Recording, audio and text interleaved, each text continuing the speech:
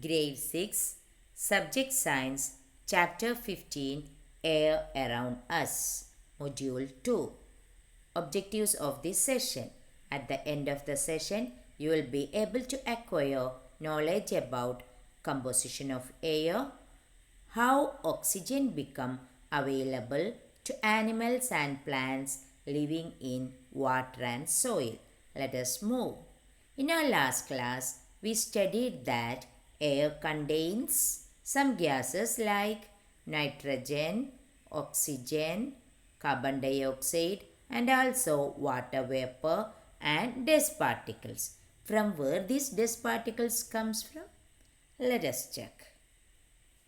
Can you see the smoke coming from the factories? Yes, the burning of fuel also produces smoke. Smoke contains a few gases and fine dust particles and is often harmful. That is why you see long chimneys in factories. This takes the harmful smoke and gases away from our noses but brings it closer to the birds flying up in the sky. Dust particles are always present in air. Let us prove it through an activity. Activity 4 in your textbook. Find a sunny room in your home.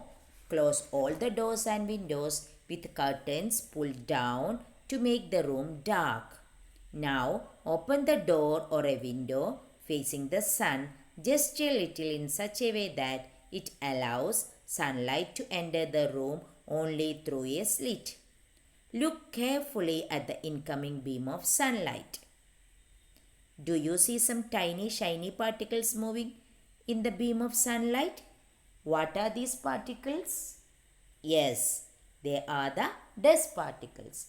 During winters, you might have observed similar beam of sunlight filter through the trees in which dust particles appear to dance merrily around.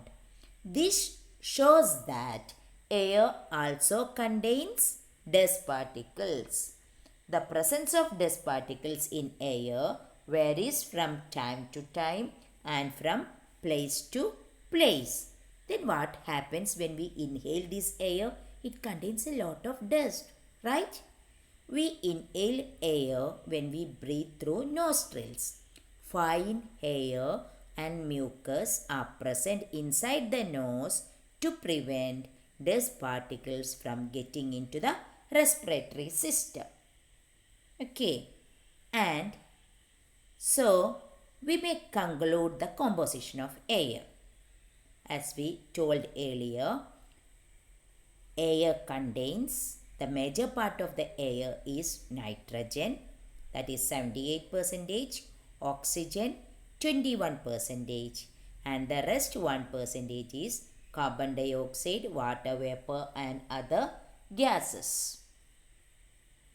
We see that air contains mostly nitrogen and oxygen. In fact, these two gases together make up 99% of the air. The remaining 1% is constituted by carbon dioxide, water vapor, and other gases. That's all about composition of air. Then let us check how does oxygen become available to animals and plants living in water and soil.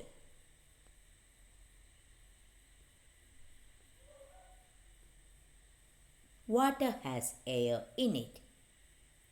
The animals living in water needs air to respire, right? From where they get the oxygen? From the oxygen dissolved in water. Take a glass beaker, water, heat it. You can see the bubbles coming up. These bubbles come from the air dissolved in water. When you heat the water to begin with, the air dissolved in it escapes.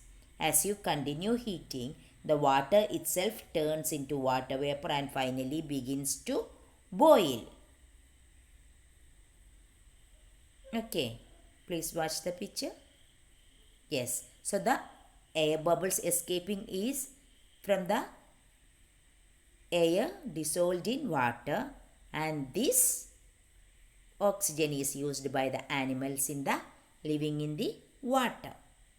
Now let us see how the organisms that live in soil get oxygen. Air is present in soil also. We know earthworms, etc. live inside the soil. For that, take a lump of dry soil in a beaker or a glass, add water to it and note what happens. Do you see bubbles coming out from the soil? These bubbles indicates the presence of air in the soil. When the water is poured on the lump of soil, it displaces the air which is seen in the form of bubbles.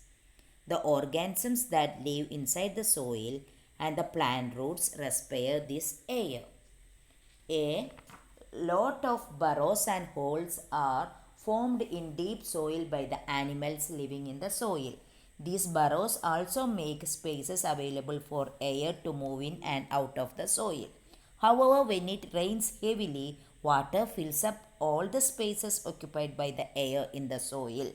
In these situations, animals living in the soil have to come out for respiration. Could this be the reason why earthworms come out of the soil only during heavy rains? So, worms and animals that live inside the soil come out during rainy season. This is because the water from the rain displaces the air in the soil, making it hard for the animals to respire. So, that's all about today. We are winding up our class. Before winding up, let us move to the follow-up activity.